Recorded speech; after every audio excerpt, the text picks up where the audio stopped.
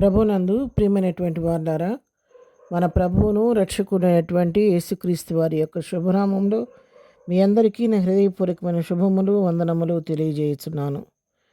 ఉదయకాల సమయంలో దేవుని వాక్యాన్ని ధ్యానం చేసుకుందాము. ఈరోజు వాక్య ధ్యానం కొరకు మనం తీసుకున్నటువంటి లేఖన భాగము యెషయా గ్రంథము 26వ అధ్యాయం 3వ వచనం చదువుకుందాం. ఎవని మనస్సు నీ మీద ఆనుకునునో వానిని నీవు పూర్ణ శాంతి గలవానిగా కాపాడుదు. ఏలియనగా అతడు నీ యందు విశ్వాసం ఉంచి ఉన్నాడు. దేవుని నామమునకు మహిమ కలుగును గాక. ఈ వాక్య భాగాన్ని మనం గమనించినట్లయితే, ఎవరైతే దేవుని మీద ఆనుకుంటారో వారి మనసు నిబ్బరంగాను ఎంతో నిశ్చింతతోనూ ఉంటుందని ఈ వాక్యం ద్వారా మనం తెలుసుకుంటున్నాం.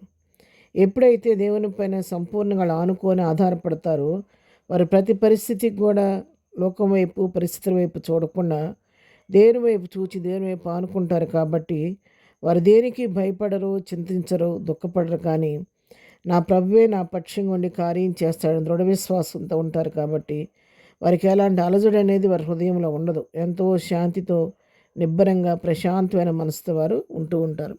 కారణం ఏంటంటే వాళ్ళు దేవుని యందు విశ్వాసం ఉంచారు. నేను నమ్మిన దేవుడు శక్తిమంతుడు, ఆయన సమస్తమును చేయుటకు అర్హత కలిగిన దేవుడు, శక్తి కలిగిన దేవుడు. కాబట్టి ఈ నాకు కనపడుతున్నటువంటి ఈ సమస్య అది నా దృష్టికి అధికంగా ఉండొచ్చు, కానీ నా దేవుడు అతి సులువుగా ఈ సమస్యను విడుదల కలుగు చేస్తాడు అన్న నిరీక్షణతో విశ్వాసంతో వాళ్ళు దేవుని వైపు చూస్తూ ఉంటారు. కాబట్టి వాళ్ళు ఏ పరిస్థితికి కూడా భయపడకుండా నిశ్చింతగా ఎంతో ప్రశాంతంగా పూర్ణమైన శాంతితో వాళ్ళు ఉంటూ ఉంటారనమాట.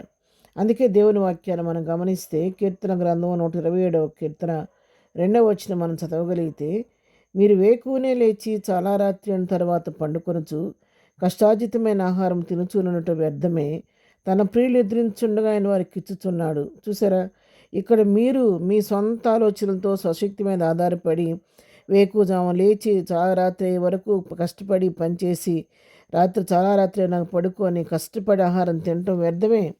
నువ్వు దేవుని పైన ఆధారపడితే, దేవుని యందు విశ్వాసం ఉంచితే, అటు విశ్వాసం ఉంచిన వారిని తన ప్రియులైనటువంటి వారు నిద్రిస్తున్నప్పుడు కూడా ఆయన వారికి అనుగ్రహిస్తున్నాడు అని చెప్పి దేవుని వాక్యం సెలవిస్తుంది. అంటే ఏంటంటే కష్టపడొద్దు, పని చేయొద్దని కాదు ఇక్కడ ఉద్దేశం.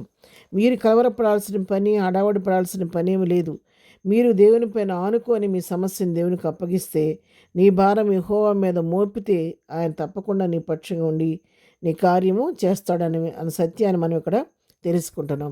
అందుకే అపోస్తుల కార్యముల గ్రంథంలో మనం చూస్తే 12వ అధ్యాయంలో మనం చదువుకున్న 6వ వచనం, హేరోదు అతడిని వెలుపలికి తీసుకొని రావాలని ఉండగా ఆ రాత్రియే పేతురు 2 సంకెళ్లతో బంధింపబడి 2 సైనికుల మధ్య నిద్రించుచుండెను.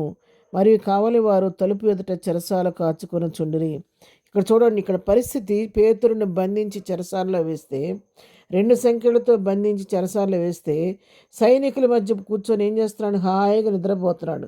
కారణం ఏంటి? పేతురుకు విశ్వాసం ఉంది, ధైర్యం ఉంది. నేనేం తప్పు చేయలేదు, ప్రభు సువార్త ప్రకటించడం వలన నేను ఈ విధంగా మరి చెరసాలలో వేయబడ్డాను. కాబట్టి నా దేవుడే నా పక్షంగా ఉండి కార్యం చేస్తాడు.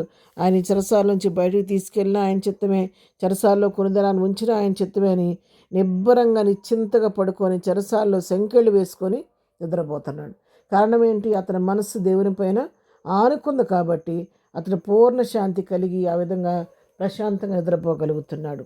అదేవిధంగా మన అపోస్తుల కార్య గ్రంథంలోనే మరి 16వ అధ్యాయంలో కూడా మనం గమనించినట్లయితే 24-25 వచనాలు చదువుకుందాం. అతడు ఆజ్ఞను పొంది వారిని లోపలికి చెరసాలను త్రోసి వారి కాళ్లకు బొండ వేసి బిగించెను. అయితే మధ్యరాత్రి వేళ పౌలును శీలయు దేవునికి ప్రార్థించుచు కీర్తనలు పాడుచుండిరి, ఖైదీలు వినుచుండిరి. ఇక్కడ చూడండి, పౌలు శీలను బాగా కొట్టి మరి వాళ్ళని చెరసాలలో వేసి వారి కాళ్లకు బొండ వేసి బిగించారంట.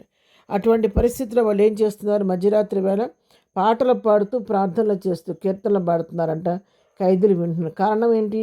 వాళ్ళు ప్రభువు పైన ఆనుకున్నవారు, మనసు ప్రభువు పైన ఆనుకుంది. కాబట్టి వారిని ఇటువంటి పరిస్థితుల్లో కూడా పూర్ణ శాంతి గలవారుగా మరి ఇక్కడ సంతోషంగా ఉండగలుగుతున్నారు.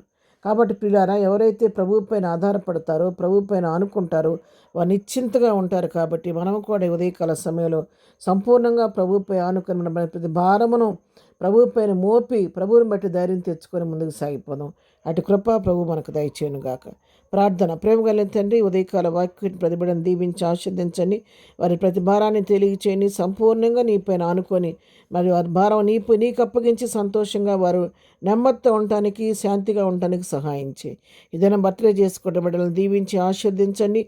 వివాహ దినం చేసుకున్న బిడ్డలను వారి కుటుంబాలను దీవించి ఆశీర్వదించండి.